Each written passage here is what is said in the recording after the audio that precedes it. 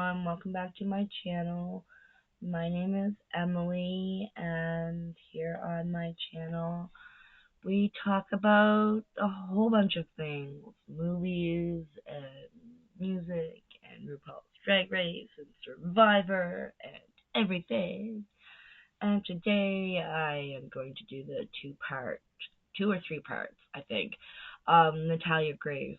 Just my talking about my opinion on what's going on with her and everything and life, and hopefully, we can figure it out. And I don't know. It's gonna be a two-part or three-part because I am really like kind of not just watching the show Good American Family.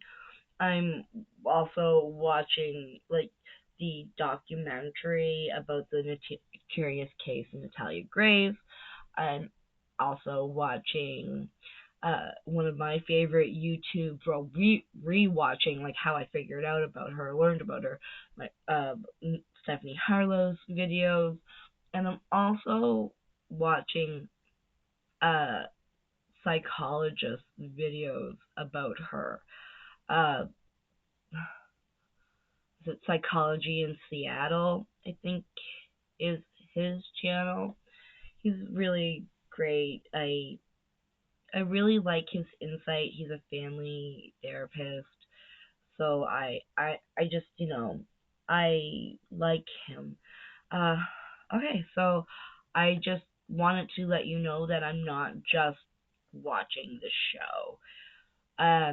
Yeah, and I have some notes on things that I've been like while I've been puzzling and watching the show. I'm doing this really cool Disney puzzle, which actually is a lot harder than I thought it was gonna be. Uh, and while I'm doing that, I've been watching the show and the other documentaries and stuff. Let's talk about the Good American Family and its version on Natalia Grace. Now, before we get into the details of the show and compare Natalia's life, let's remember that this show and the writers and the characters are a version of her story, and look at it as fiction, because looking at it through any other light other than fiction, in my opinion, is furthering abusing an abused little girl. When we meet the Barnetts on episode 1, I was like, what the fuck? Like, the version, let's just talk about Michael Barnett for like 2 minutes, okay? Like, I don't want to get mean. I don't want to be a horrible person because, you know, I don't know why. I want to be a bigger human being than Michael Barnett. Michael Barnett is very small little man. But okay, so when we see Michael Barnett in the show, we see him as weak and cowardly, and like that's not the Michael Barnett that's reality. And when we see him in the curious case of Natalia Grace, we see Michael acting like a tough guy, a big man, someone who boasts a lot about things, right? But when we see him in the show, we see him as weak and cowardly. And he's gonna jump the jiggles, jump the jiggles up, like go, fuck yourself, go, fuck yourself. Like, seriously, like that's not like I just like I share Stephanie Harlow's rage when she talks about this man. Like I also have that rage. I also have a desire to want to see harm come to him. I don't want to do harm to him because that is a threat. I'm not threatening him, but I would just say if I saw Michael Barnett in the middle of a road and a big, huge 18-wheeler truck was coming head on, I definitely would not holler at him. I would look the other way. I wouldn't spit on him if he was on fire. Like, horrible human being, waste of space, would do the world a favor if he wasn't here. Like, just a horrible human being. And the television show, the version of Michael Barnett, he's a weak and a cowardly and a fumbling man. You almost feel bad for him. You almost want to give him a hug, not strangle him. Is what like that is it's not even two sides of the same coin. Like, you know, Disney's version of him is a dollar bill, and the real life version of him is like a penny from Canada that doesn't even exist anymore. That's it. All right, so there was my rant. I was as nice as I possibly could have been. Natalia. Okay. Well,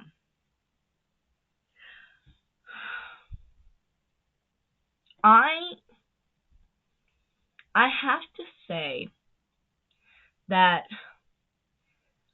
the Disney's casting choice for Natalia Grace was as big a flop and bad decision as their casting choice for the latest Snow White.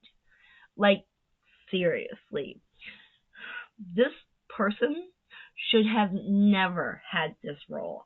This person can't act, for one. Like, I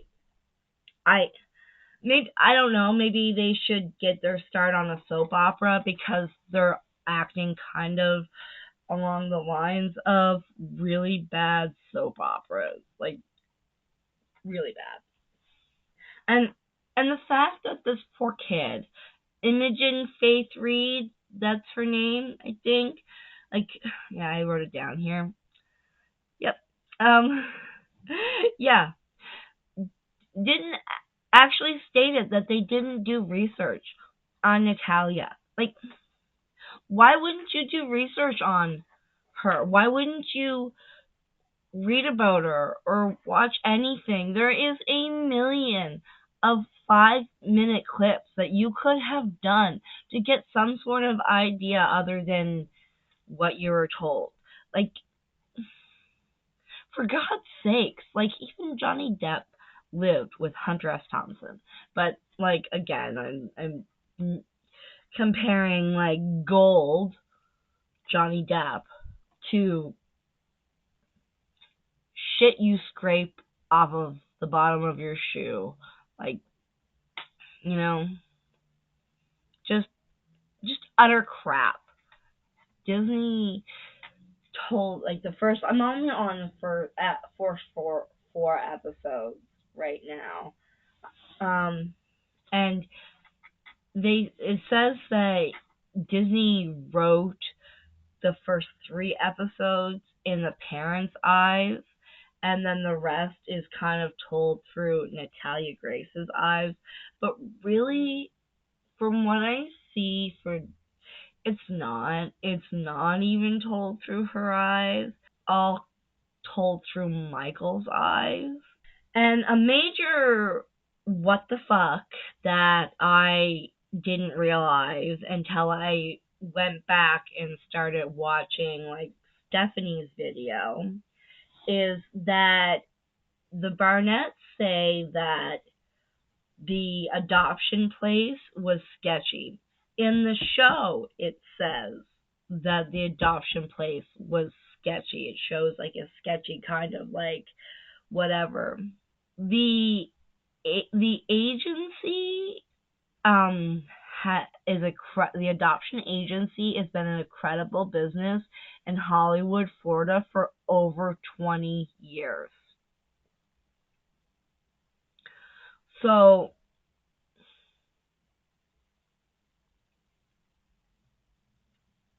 like, what I don't understand with that is, why would Disney go along with the Barnett's lie? Or wait, as I'm saying that out loud, it makes a better story. Of course they're gonna go along with the Barnett's lie. Like, what the hell? Like, come on, guys. Really? Come on. Natalia was a little girl. Natalia was very clearly a little girl. And anyone with eyes and half a brain can see this. But you know what? At the same time I'm saying this, I was talking about this case with a guy that I work with at the old kitchen I was at, and he was going on and saying that he believed that Natalia was an adult and citing things, and I'm like, look at your eyes, dude. You are a father. You can't say that. You can't see that she was a little girl because of, like, she grew. She was a small little kid then with small little features, and she is now a bigger person with bigger features. Like, that right there is the number one. It's the nail in the coffin. And yes, I'm not saying that Natalia is innocent on anything, because Natalia had a extremely messed up childhood, messed up beginning, where no one taught her anything. And yes, you have a moral compass, but sometimes you don't, right? And we don't know if she does or doesn't, because, like, she had a really messed up life, and a lot of really freaked up things happened to her, like being left alone and being fending for herself as a 7-year-old. But even before that, like, not having the proper shoes or the proper surgery for her feet, and her feet bleeding all the time and in pain, and or like accusing her of poisoning Christine. Like, you know what? We don't know if she did. She probably didn't. You know, it probably was a little bit of spray that happened, or like I find when you're cleaning and there's like cleaning pledge or whatever, and it's in the air and you can smell it. You kind of can taste that smell, and that could have very well been what happened, you know? Or as she was spraying, some might have gotten the cup. But as a 6-year-old little girl, I really don't think that she had the brain capacity to try to kill you. Like, and no way, there's no way that she said that. That's a lie. 100%. That's the Barnett saying that, oh, you want them to die. I want them to die. She probably was made to say that. I'm getting off track here, because I get really annoyed that they're just furthering abusing this little girl who really, who is still getting abused. She's like, they're just pouring salt on this wound for a million years is what they're doing. And I'm sure I'm ranting, and a lot of this might not even make sense. But I'm so mad. I'm so mad. When I watch this, I just get enraged. I get enraged because this poor little girl was a little girl. And it doesn't matter about anything else. It doesn't. Because whatever she did as a child, her behavior issues was not dealt with correctly. She was thrown in an apartment and forgotten about, and that is pathetic. And I can't believe that Barnett's got away with it. And I have like the itchiest toe in the whole entire world right now. Oh my god. I feel bad for Natalia. I feel bad for everything that she went through and that she's going through. And I hope that she finds happiness. Like I said, I only have watched, like I'm halfway through. I did start watching this earlier, and then I got sidetracked it with things, and now I'm rewatching it, and I'm only halfway through the fourth episode, and it's just been a long time since I said that I was gonna talk about this, so I was like, well, I'm just gonna like put out a video about what I've watched so far, and then we can talk about it. And then when I watch the rest, I can blind rage rant again to this because I'm I'm so mad. I'm so mad. And I didn't even put my microphone close by me, which makes that like so much fun for me in editing. It's over there. It's like far away, and I hope that I can. Yeah. So yay for me. All right. Well, please tell me what you think because. All right. Bye.